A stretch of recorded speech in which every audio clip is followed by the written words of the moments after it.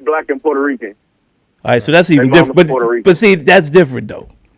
And I'm gonna tell you why. Because Puerto Ricans is just like, well, Puerto Ricans are damn near like black people on the East Coast. I don't know what. They just niggas who can swim. Yeah, I mean, on the West Coast. But I understand, but Puerto Ricans is Puerto Ricans. Yeah, true. I agree. Like, you know what I'm saying? Like when we grew up on the East Coast, we was all cool with Puerto Ricans. So what I'm saying is, so you wouldn't have a problem with your kid hanging out with other Puerto Ricans. It's not a lot of Puerto Ricans. No, but that's not the question. That's not the question though. You wouldn't have a problem with your kids hanging out with a bunch of Puerto Ricans, right? True. Because it's also like Lou was saying. I agree on that part. It's nationality based. Yeah, but we're talking about white people, like. Well, but if you had babies by a Latino, and Latino people consider themselves leaning more towards the white race, especially in California. They all do. Right? Okay. Well, I was just trying to be kind. Then what would the conversation be different? Yeah, absolutely, it would. Exactly. Yep. Especially on the West Coast. Especially on the West Coast. Between, the black and the Spanish. So if my kids were Mexican, it would be a different conversation because they might not be accepted by Mexicans. Exactly. Being black and Puerto Rican is already of African descent. Yeah. Puerto Ricans is just, you know what I mean? Like they got African in their culture and everything in their blood. So that's the same thing. It's really no difference right there. They basically just black. Is she from California or is she from the East Coast? No, she's from the East Coast. She's from New York. Bro, come on, dog. I'm calling it. I mean, I could call it. Yeah, but we're not talking about Puerto Ricans. No, I know that. But what I'm saying, though, no, I'm agreeing with you. I'm not. What I'm saying is, your wife is from Puerto Rico. I mean, I'm sorry, your wife is from New York. You know the vibe of New York. You know that on the East Coast, especially in New York, they all get along. All right. Hey, listen. Thank you very much. But there, man. Yeah, y'all can finish this on Facebook. Hey, listen up, guys. I'm Louis Dix. I'm Danny Green. Out there, Vegas. Teeter. And what's the name of the show? In a Man's World. Tighten up your belt. Now, I don't know if we dropped you guys and you're in, but if we're just coming back and we're just reconnecting, we were discussing the Nolan Wales situation and about how Teeter was saying that different information is coming out. And we were basically, truth is coming out. We were basically talking about, my feelings were the fact that you have to educate your young black kids. Well, let's be where it started from. POTUS asked the question, do we think that we jumped to conclusion that everything is racially motivated? I said yes. I said yes, and Dannon said no. And no. I do agree. We do. I said we shouldn't, but we do jump to conclusion. And I think we need to. I'm agreeing, yeah. I think we need to because the fact of my belief, the simple fact that if you hanging out with all those white boys, you got to have a strong black friend that rolls with you. Come on now. You got to have somebody that looks like you, thinks like you, has the same antenna as you, know how to deal with things, and it's more difficult for them to jump to than one. You know what's weird? I'm actually the opposite as I get older, though. When I got older.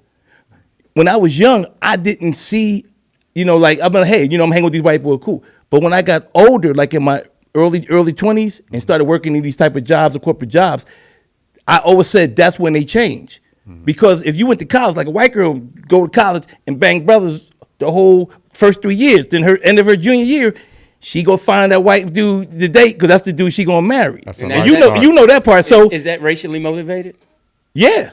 But what I'm saying is, I never saw that as when they're younger. I'm seeing kids play together. But when they into it, right? But when they get into corporate American stuff, that's when they start making those side decisions. Like, nah, I understand you're cool, but it's like when you see them Dave Chappelle's kids. But we sticking with what's what I'm saying, what the go is. So is that racially motivated? I would say yes. Okay, so why isn't the fact of when we see something happen with a guy like Nolan Wells, rest in power, and that he hung out with 4 white boys, and then he dies, that we're jumping to a conclusion if we think race is not involved. Right. Okay, but in terms of the question, and now what you're asking, I'm saying just think of what I said. I said as young kids, you're seeing kids play together, and so no one has to. No one almost. It's like this. No one has to take a side yet. You're playing, but you got to take a side, just like when you go to jail. That's about the best example I can give you.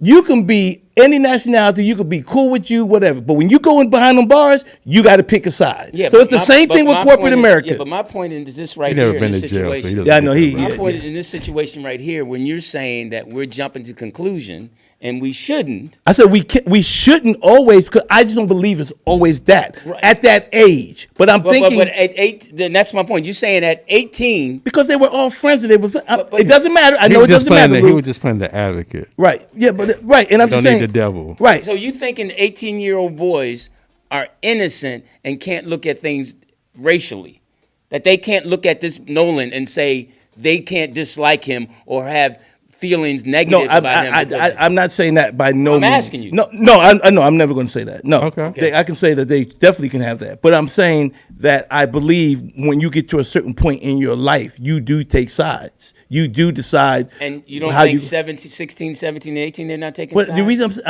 I would say this, it can happen, but the reason I didn't feel that is because outside of what the report of what Teeter said, these kids were kids that grew up together. And they were friends for a long period of time. It's not like they were friends, Lou, for like the first, like this is a 6-month friendship. They've known each other. The two parents went to school together. Okay, so I got a video. Okay. Thank you, P. Jesus. Boo. I just had a thought. One of the reasons white people hate black people is because we cannot tolerate black joy. We cannot tolerate black intelligence. We cannot tolerate black beauty. We cannot tolerate black confidence. We cannot tolerate black camaraderie. We cannot tolerate anything that frees a black person. There's a level of racism that I think hits differently for black people than it does for Asian people or Hispanic people or Middle Eastern people or Native Americans even.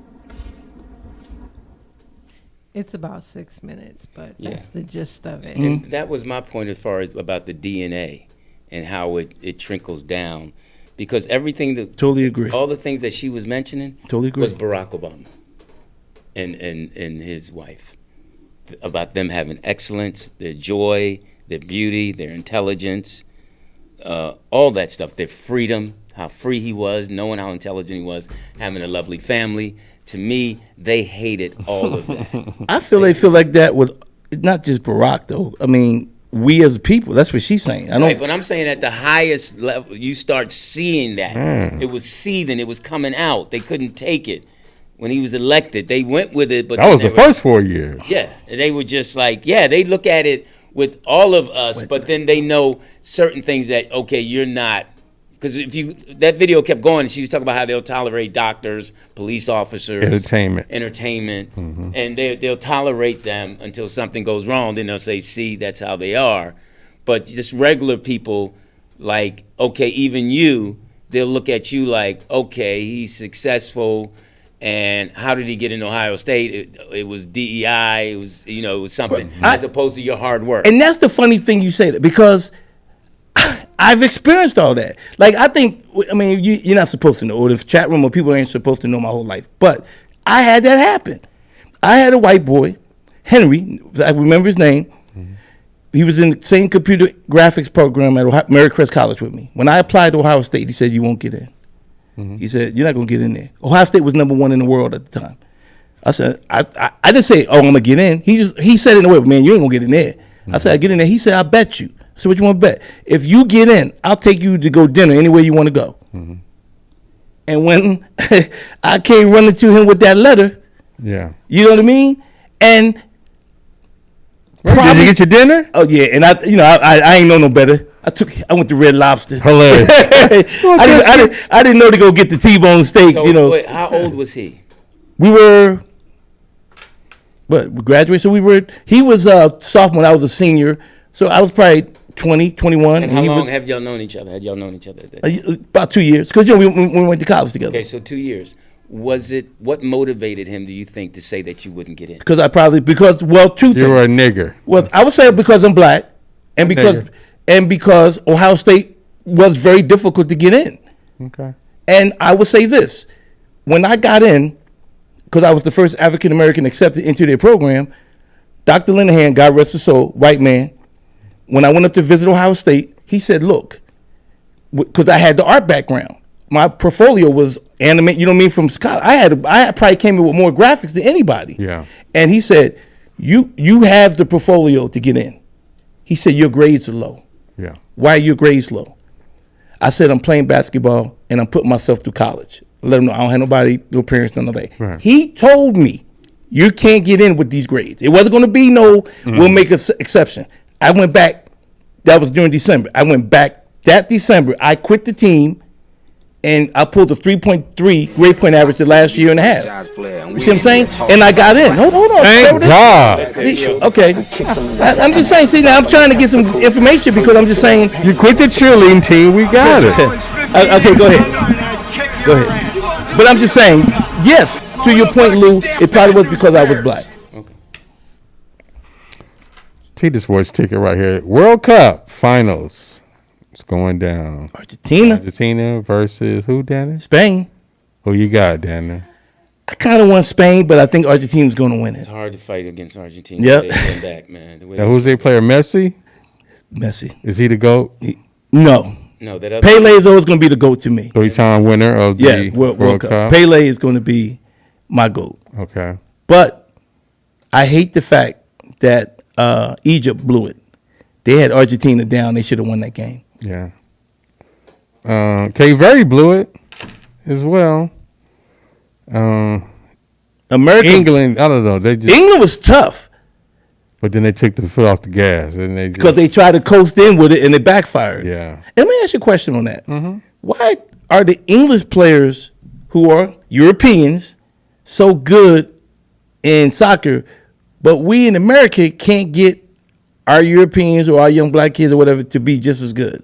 What is it with the European squad? Because, over there, England is always puts in a tough team. Because they have a minor league system, so they'll take them at 10, 11, and 12. And that's all they'll focus on. Yeah. I don't know if that was you that told me or someone was telling me that our best athletes, their best athletes are playing soccer. Yeah. Our best athletes are playing something else. Yeah. So imagine if Basketball. LeBron, Jordan, and all of them played soccer. Yeah. Mm-hmm. It'd be a whole different level. Well, that's the same thing that's happening in boxing. That's why we don't have any heavyweights. Because back in the day, our big guys, anybody who was big, would probably go to either basketball, football, or boxing. And a lot of times it would be boxing, but we don't have that now. Now everybody wants to play basketball and really not even football. Because the money's changed. The money's changed and it's deep. The money's changed. So everybody's trying to not think of the quicker way to get to the top, but this is all I got is boxing. I got these hands. I'm already going to jail from whooping, so I might as well go in to get in the ring. And that's like when Ali fought Ron Lyles. Mm-hmm. Ron Lyles came out the pen. Yep, after 9 years. Yeah, after 9 years. It was banging them. And giving Ali hell, but them last 2 rounds, Ali turned it on. Let you know, this is why I'm the greatest. Yeah, that's a great, watch that fight, Ali, Ron Lyles. That was a great. And we got third place will be France versus England. Will be the third place. I'm going to go with England. Yeah. France was actually favored. Come on. That's the point. I'm confused. France was favored against Argentina. Mm-hmm. I mean, no, not Argentina. Spain. Spain. They were favored. So yeah, that will be July 19th, 12 p.m. Winning team gets 50 mil. 50 million. Yeah, I broke down that breakdown of the league, FIFA league. People say it's rigged and all that, but I mean, what you gonna do if they're paying out $871 million, for the whole program? That's big. That's big money. Hey, we got football coming up. You guys excited? Yeah, I'm ready, man. What you think, Lou? Eagles. Let's see what happens. See what happens. Yeah. Steelers. Yeah, let's see what happens. Did you hear the news about Lamar Jackson? Talk to me. They have him ranked the 69th best player in the league. 100 top players in the NFL. What do you think about that? I think he's gonna come out and have to put some work in this year. Now, you think they made him that low so he can? No, I think come out there. I think Lamar, and I hate to say this because I love him, but I think his window is closing. He should have 3 rings. They had 3 unbelievable years over the last 8 that he's been in the league that they should have won and lost in the championship game. Mm-hmm. Kansas City, I mean, they remember the year they he ran out of gas on that one. Yeah, but then with the year before when they fumbled the ball twice in the end zone, then last year, old boy drops the ball against Buffalo. Yeah, because I think they would have been able to beat the American squad last year. They would have played. Who won it last year? I don't remember. Denver went to the. No, Denver. Their quarterback got hurt. Yeah, and they got the Vegas team. So I think Lamar just he's I don't know, man. I just think Baltimore chokes, man. I think it was the coaching because the year you got Derrick Henry, y'all was supposed to run that ball. That's the year they're supposed to win. That was the year. That's what they got him for. Yeah, and then you don't run it in the playoffs with. Yeah, they didn't run him at all. Yeah. So what do you think now? Let me ask you. I guess they fired on Harbaugh. I'm gonna say along that line. Then, do you think with the new coach they have a different system and possibly it can be better without Harbaugh? It better be conducive to what they have in that backfield. It's got to be conducive to that to run the ball. I mean, you got a quarterback that can stay in the pocket. He can throw. He can run. You got the complete quarterback. So Mahomes, is he going to come? Because he got injured, so he can't come. I don't know how healthy he is, but it's going to be less than a year. Do you think he's back? Didn't they renew his contract? Oh, they had to. And what are you getting now? I don't know, but they gave him another. He had the biggest contract at one time. Yeah. It was like $500 million for 10 years. Yeah, that shit was big for about a month and a half. So, Lou, you ready to move on? Yes. Okay. Because football season is a month and a half away. Well, we're still, getting ready. They're out there practicing right now. Yeah, Lou. Only because our time is short. That's all. Okay. And that's Cheetah Sports Ticker. Okay. World Cup 2026. Everybody's excited about it. Mm-hmm. So now, listen. We want to. Do we have to do Beauty of the Week? Can we skip that? We don't have. We really are pushing on time. We can skip it. All right. No, Beverly Johnson, supermodel and icon. No, don't do it like that. Yeah, we've seen her. I want to give her props. Yeah. Happy birthday to Kiki. Happy heavenly birthday to Kiki Shepard. Kiki Shepard, rest in power. It's a birthday. Okay. Dan and Green segment. Really? Damn. Boy, Dan and Green segment. Like my mom said, you're always going to get blamed. Yeah, we started on time, Lou. Yeah. Right. My segment today. Keep it short. Okay, I will. Wow. My segment today is just to thank L.A., and thank the people that have backed me the last 34 years. They came out, Danny. And they came out. L.A. was out for me. I want to thank everybody. I want to thank Teeter, Joe Torre, Robbie Perone. I mean, all the comedians that came out and showed love. Buddy Lewis with BL, that goes without saying, BL. I want to thank everybody for that. I also want to thank, I'm going to give a special shout out to J. Anthony Brown. Because J. Anthony Brown tore me up one time so bad at Mavericks Flat early in the game, I thought I was going to quit. Yeah. And you didn't thank Larry Lala? Well, Larry's my man. Yeah, okay, I think Larry Lala too. But I want to thank Jay because that night, and also Michael Williams. Okay. I don't know if the show's going to go past a year. We don't know what it is. But Michael Williams said something that years ago I'll never forget. And it was two things. He took us all up to that. Remember where the bathrooms were in the Comedy Act? Upstairs. That little area? Yeah, upstairs. And he said, look, some of y'all going to make it and some of y'all not. That's what he said. He said, but, it's going to be on how you perform and how you drive. And then I asked him, how do you get an agent? And he said, don't worry about getting an agent. He said, when you're ready, they'll find you. So I want to thank Michael Williams. I kept it. Now see, I've kept it short, and I'm not even. The song is appropriate. My goodness, calm down. Oh wow! Damn. Okay. Hey, listen. Don't forget. Don't forget. Thank you, whoever would like to listen. Watch the show. BlackVisionTelevision.com, BlackVisionTelevisionPlus.com.